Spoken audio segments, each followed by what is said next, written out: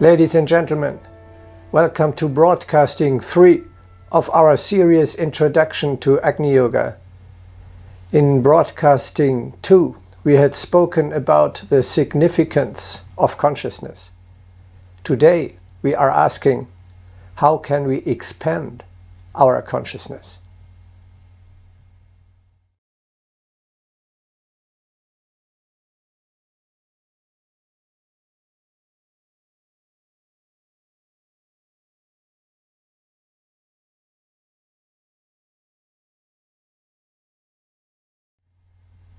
You expand your consciousness when you open up new horizons, realize more and more of the immeasurable, not nearly captured reality. Look more and more through false appearances. Expand your outlook constantly beyond what is usual into the area of the unusual. Look at that what you have hitherto overlooked. Push the boundaries of understanding further and further off. Reduce the area of the impossible and expand the area of the possible.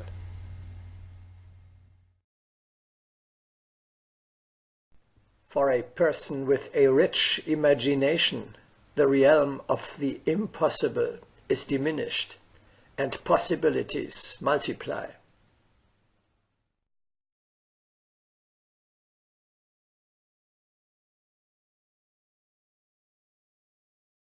Everything unknown we call hostile. It must be recognized, conquered, and transformed into the known, properly speaking, the cognized.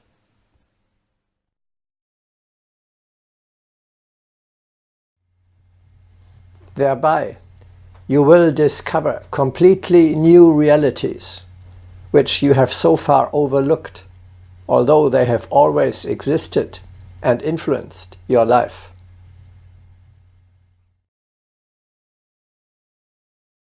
Humanity's conception of the world is quite far from the truth.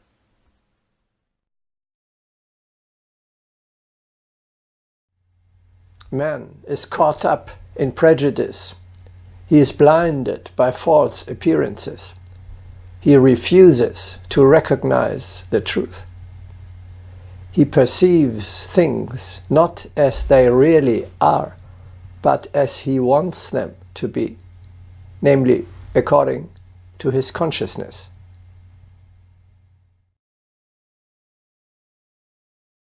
To observe, it is necessary not to look for what one wishes to see, but to search for reality.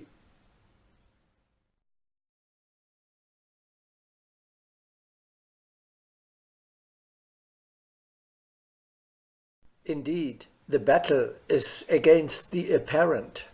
Reality is not the apparent.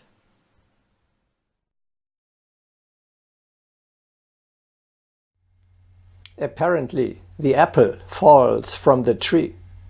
You think it was above, so it must fall down. However, on this constantly rotating planet, there is no above and no down, because otherwise our antipodes would indeed fall off the globe. Only Newton has looked at the situation correctly and identified gravitation, the attraction of the earth, as the power which moves the apple. Apparently, the earth is flat. Apparently, the sun sets in the sea, although it is the earth that rotates. Apparently, the moon is sometimes full, sometimes half full, etc. As surprising as it may sound, it is nevertheless true. The crucial step towards expansion of consciousness is recognize that what is. See things as they really are, not as you think they are. or as you think they ought to be.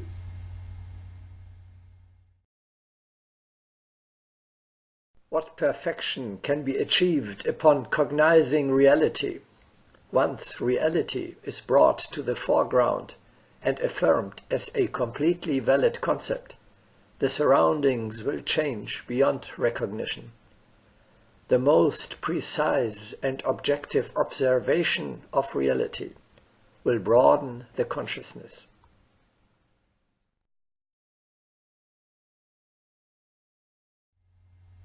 Your consciousness is expanded by accurate observation without prejudice.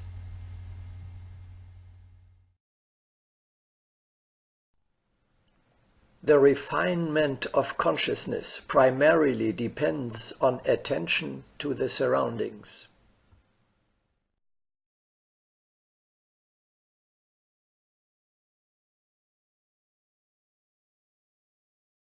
By making observations, we ourselves will bring to light new structures that only yesterday were imperceptible or invisible, and in doing so, we will be able to accustom ourselves to things that once seemed extremely unusual.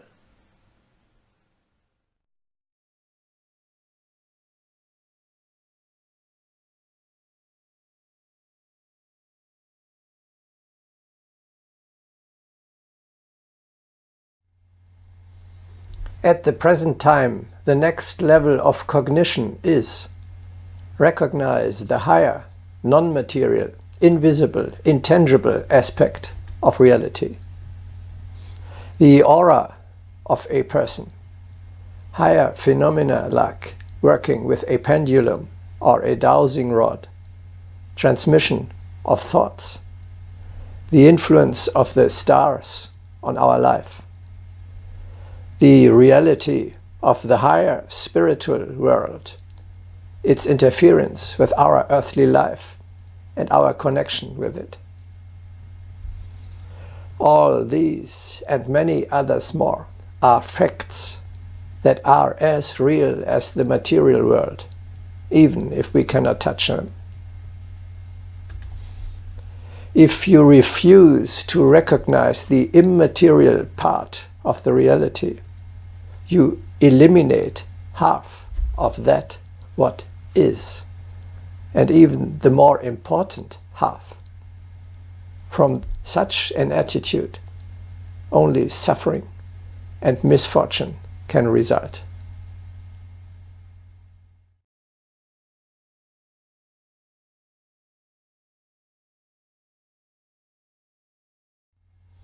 It is of the utmost importance that you do not blindly believe what I am telling you here.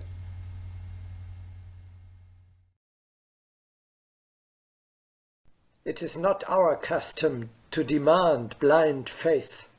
What would be the use of such a demand, since observation and attentiveness yield better results?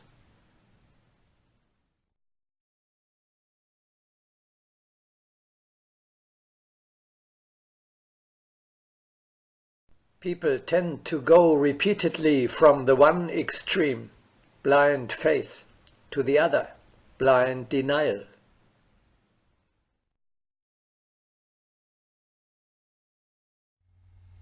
It is of no use to repeat dogmas like, I believe in the Holy Spirit, the communion of saints, the forgiveness of sins, the resurrection of the body, and the life everlasting. These are dead letters. We scarcely know anymore what their meaning is.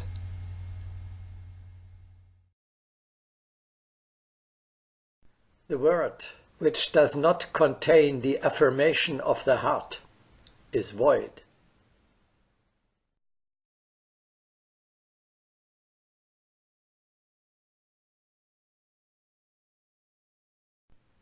There exists the blind faith and the seeing faith. Be among those who see.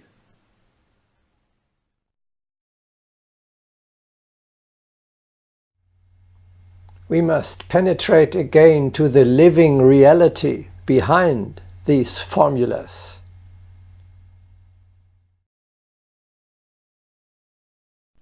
We prefer the alertness of experience to the tear of faith.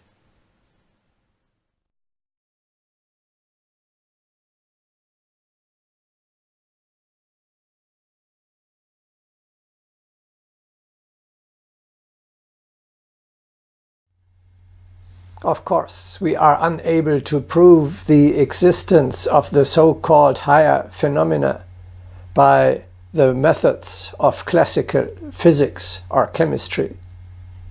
Nevertheless, it is a perfectly scientific path when we are now proceeding to investigate the reality by means of observation and experience. We are not spinners, mystics, or occultists. We are scientists.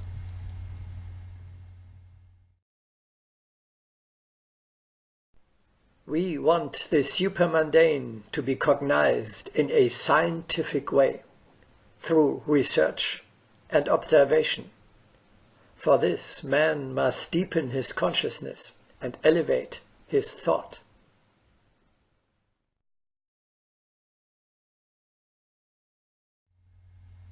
Only one thing is vital: examine without prejudice that what is. No more, but no less either.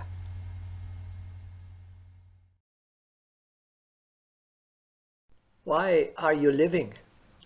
In order to cognize and to perfect yourselves. Nothing misty should satisfy you.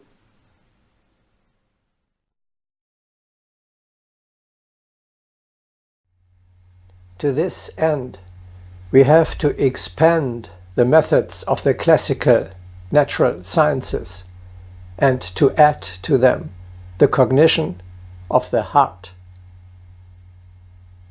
We do not hesitate to call Agni Yoga a science. We explore the higher non-material spheres by the means of observation, experiment, and experience. That is, in a scientific manner.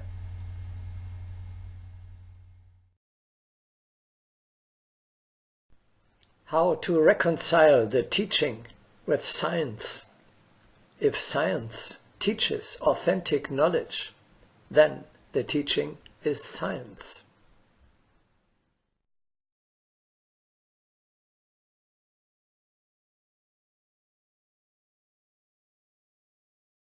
The time will come, indeed has already come, when cognition of the supermundane will be a very real science.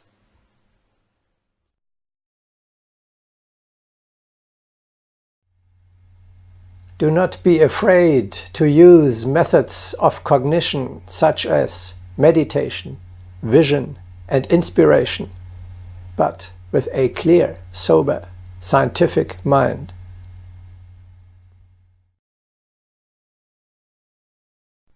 Let the transmission of thought at a distance be compared with the radio. Let us apply to visions the principles of television.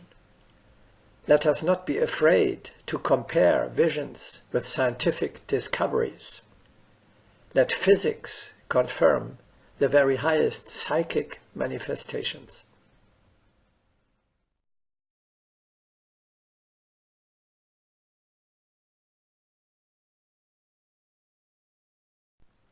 Even the loftiest inspiration must be confirmed by scientific investigation.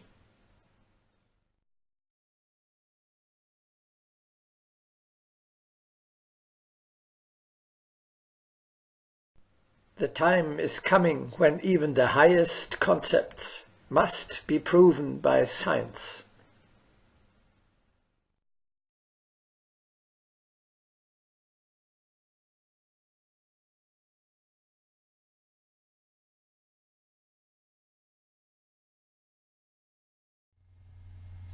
The new spiritual science does not override the traditional laws of natural science, but carries them further. Exactly like the theory of relativity, which does not contradict the laws of classical physics, but, on the contrary, is built upon them and completes, expands, and refines them.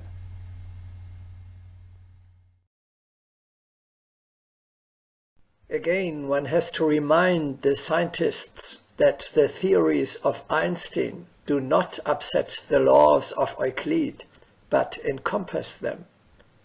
Just as the third dimension does not nullify the laws of the plane, but is infinitely larger than the latter, so also the laws of spiritual knowledge encompass all your laws, being infinitely broader.